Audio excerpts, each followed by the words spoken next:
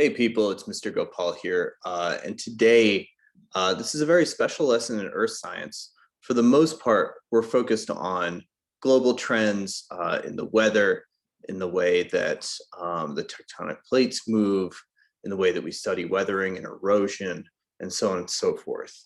Earth science is a very global subject. However, from time to time, we get to connect the global with the local, and that's the subject of today's lesson as part of Unit 5, Earth History.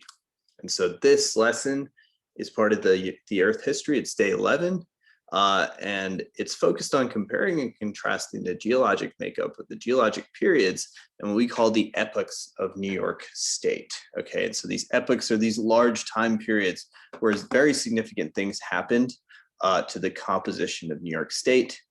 And that's exciting because we can make a connection between New York State's own history and the history of the entire world, okay? And most of this is going to be a quick introduction about how to use the reference table in order to make connections. As you see in the video here, you're going to follow the geographic movement of New York State during what we call the Cretaceous period. We divide the millions of years that came before the present time into these very long periods, of which one is called the Cretaceous, all right?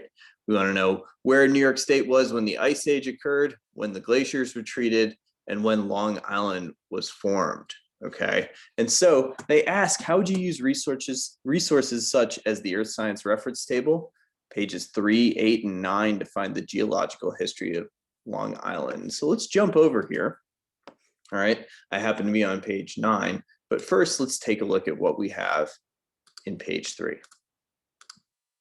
Okay, and I would say initially when you look at the reference table, all right, I find it intimidating. I don't know about you, but I look at this thing and it requires a fair bit of disassembling because there are so many different patterns on it. There's this long, complicated key, and the key itself is organized into regions based on the types of rocks, okay? And so we see a series of different eras. Cretaceous is the one that I was referring to before, and we can see that's horizontal dashed lines with kind of like stubble little points behind. That's Cretaceous, and that's also Pleistocene, all right? And that consists of weakly consolidated to unconsolidated gravels, sands, and clays, okay? And so that's one example of sedimentary rock, all right? So all of the rocks within this first curly brace are all forms of sedimentary, and we know sedimentary rock is derived from the word sediment, all right? And we're talking about small deposits of different rocks that are broken up, usually deposited at the bottom of a water formation, all right? So it could be at the bottom of a lake or a river, and they build up and congeal into rocks over time, all right? We can see down here we have different types of metamorphosed rocks, ones that are changed by heat, all right? Heat and pressure. And so often, just to review rock formation and rock cycles, often we'll have sediments deposited at the bottom of a waterbed after maybe they've been eroded away. This is going back to previous videos that where I talked about weathering and erosion. All right, so let's say that a mountain weathers and erodes, little bits of that mountain fall down the side into a waterbed. There they come together and they assemble into sedimentary rock. Over time, as that area changes, if say it fell into a river and that's where the sedimentary rock is forming and the riverbed dries up, what's going to happen is that more and more of that mountain is going to erode away and fall on top of it and build up and impact until the point where we have severe pressure being acted on these sedimentary rocks. And that pressure, accompanied by heat, will morph the rocks into metamorphic rocks, okay? All this takes place over millions of years, okay? And so on the one hand, if we're talking about unconsolidated gravels and sands and clays, we're talking about very loose sedimentary rock. If we look way down here to metamorphosed rocks, if we're talking about sandstone, shale, and slate, we're talking about what was previously sedimentary rock, but it has gone through intense pressure and heat, okay? Now to make sense of this map, all right? So first, we need to look very closely if we want to find Cretaceous and Pleistocene period. Again, we're looking for this right here. I'm going to mark it. We're looking for this shape. and that identifies the Cretaceous period. So if I'm looking all over this, it's pretty hard to find. Okay, but if we go out to Long Island, and this is why the video was focused on Long Island, we can see that it's Cretaceous. And now another thing that I'm thinking in my head that's so important to realize is Long Island is separated from the rest of the landmass of New York, okay? As is New York City, but we can see a difference in the rock periods between New York City and Long Island. On the other hand, if I'm identifying New York City, I'm looking and seeing first that New York City is entirely this kind of grid shape on the key. So I circle it, and then I go over here and I see that that's the Cambrian period. Okay, and what that tells me is there are very different epochs that formed what is today Long Island and what formed what is today New York City. We can see that New York City is quartzite, dolostone, marble, and schist. All right, whereas Long Island is unconsolidated gravel, sand, and clay. And that tells me something really interesting, namely that even though Long Island and New York City are right next to each other, they were formed in very different ways, and they came together later on, probably. So if we were to look at that detailed video or find even more detailed maps of all the eras, what likely happened is that Long Island formed separate from New York City and then came together after further shifts in tectonic plates and changes in the continental formations of the world. Okay, so that's a little bit about going over page 3. Now we need to make sense of these eras and see what it is we could find at what time. All right, so I'm going to clear this and let's jump down to page 8. Okay, I need to rotate this. So now if we look at these, we can see that page 8 is organized also in a very confusing way. And this is very, very particular to the earth science regions. We have this, let's see, 1, 2, 3, 4, 5, 6, 6 category table. All right. And even within those tables, we have kind of strange relationships between eras, periods, epochs, and life on Earth. And then finally, the New York rock record. Okay. So first of all, I can see if I'm reading left to right, we have eons, which are, I guess, ways of dividing time when we're talking in millions of years. So if we go to the top of it, we're actually talking about the most recent, okay, humans. We can see humans up here. That's the life on Earth, obviously in the most recent time up to the present, okay? And so we would associate our evolution with the Quaternary period, which is only going to about 1.8 million years ago. So that feels like a very long time ago, but in the scheme of the entire existence of the world, we are but a fraction of the time, or we've been here for a tiny fraction of the time that the world has existed. If we go all the way down to the bottom, we can see we're talking here about life forms. Life forms only connect in the last, I guess you could say, 1,300 million years ago, or you could say 1.3 billion years ago, all right? And that's why we have this kind of weird curvy relationship between eras and life on Earth, okay? For all of these eras before here, okay, which is roughly 1,300, we have other events. For example, we have the origin of Earth in the solar system. We have the oldest known rocks. I'm going to use a different color. We have evidence of carbon, which is the stuff of life. We are carbon-based life forms, along with plants and other animals. We have microfossils and stromatolites, which are a certain biological microorganism. We have bacteria forming, all right. We have oxygen beginning to enter the atmosphere from the ocean. And then finally up here, we have the first sexually reproducing organisms, okay? And so that's why this gray period opens up and corresponds to the first time we have life on Earth in abundance, all right? And then everything tracked up from there is from the earliest life up to the present life, all right? And so hopefully that makes reading this a little bit easier to do. All of this stuff that I circled in blue, we call that the Pre-Cambrian era. You want to think to yourself that the Pre-Cambrian era consists of most of the time when there was no life on Earth per se, and there were only interactions between different types of rock and elements. And eventually those interactions started to yield the conditions that would produce life, namely carbon and oxygen. Okay. And we could see that that Precambrian era does split in its second half, if you will, from the Archean to the Proterozoic, and in partially in the middle Proterozoic era is when we had our first organisms. Okay. In the late Proterozoic, we were in full swing.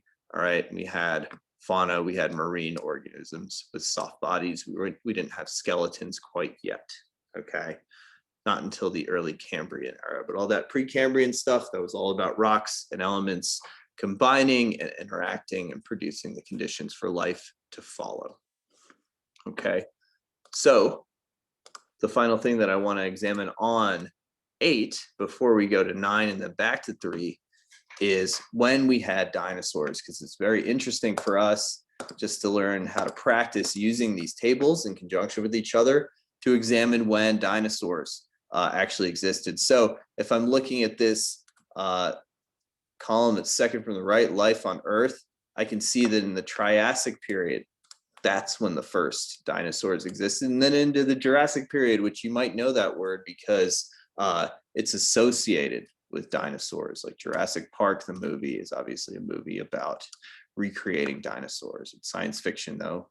We haven't actually done that. So we can see that in terms of what's going on in New York and whether or not we are able to find fossils, it will determine, it will be determined by whether or not we can identify any Jurassic rock or Triassic rock.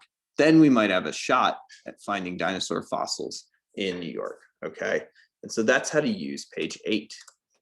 If we were to go on to page 9, all right, we have this other interesting way of mapping out information. Again, because geology is so multivalent, what I mean by that is it has so many different parts to it that need to be examined with respect to each other, all right? Then what we need to do is we need to compare all of them to get the most detailed answer about what we're trying to find, all right? So now again, we can connect the existence of different types of life or fossils, okay? We can connect that to the shape of the Earth with respect to the different plate systems, okay? So as you can see, 458 million years ago, most of the land masses were way down in the southern hemisphere. Only a few of them were peeking into the northern hemisphere, all right? As time went on, they drifted farther and farther north, all right? And they separated more and more, okay? And if we're looking for dinosaurs, we can see right here that this period corresponds, I'm going to use vertical lines here, or sorry, horizontal lines, straight lines. This period corresponds from here to here at the time when Pangea broke up. Sorry about breaking that line. All right, Pangea broke up, the supercontinent broke up started to break up into the continents we know today. This is the time period for which we can see dinosaurs breaking up. And let's see what's going on in New York at that time period. I'm going to circle it here. We can see for one, Pangea begins to break up. The intrusion of the Palisade Sill, the initial opening of the Atlantic Ocean, which means North America and Africa and parts of Europe are all separating from each other. All right, that's all of this. And then as we shift up again into another time period, we've got this arrow connecting to all the events in this box. The Adirondack region begins, all right, that's a mountainous region, hence there's a dome-like uplift. So plates are pushing together and the Adirondacks are rising up, and then the sands and clays underlying Long Island and Staten Island are deposited on the margin of Atlantic Ocean. So we can see at this point, 119 million years ago, roughly, to 59 million years ago, we have the sedimentary phase that created Long Island.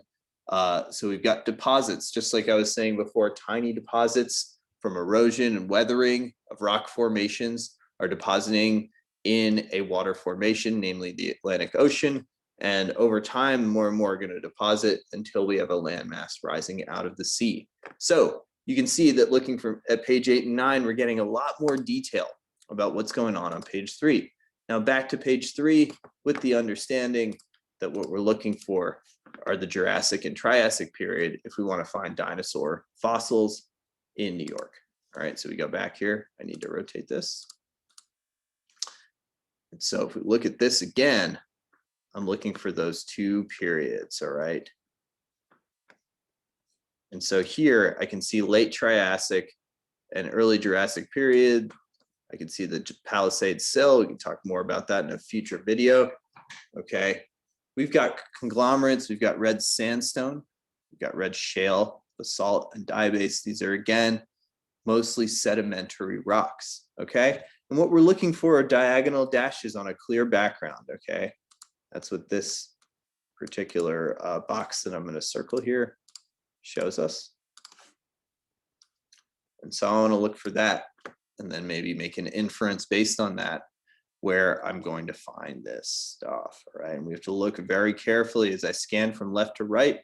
I see nothing that fits that profile of uniform diagonal dashes on a clear background until I get to this southwest corner. So we're not far from New York.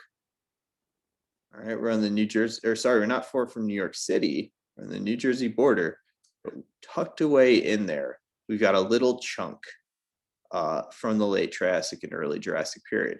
Now, as I'm examining this whole thing to close, again, what I'm realizing is that there's this fantastic organization of rock from different time periods, very, very different time periods, millions of years of difference, all right, went into this edge of New York State, into New York City, into Long Island, and yet they're all so proximal, they're so close together, but we need to understand that they are from very detailed movements between plates, breaking off of land masses and reforming and addition of sediment, etc.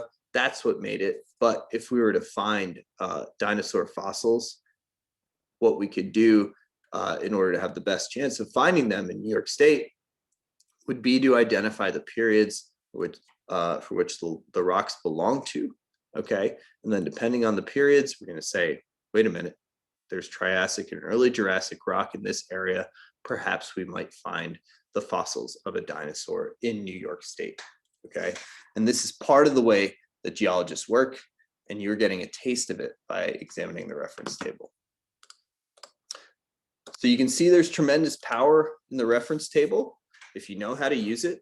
I hope this clarified some of it for you. Keep taking a look and asking yourself questions about the way that the Earth formed and what you can tell based on the reference table, and I will see you next time.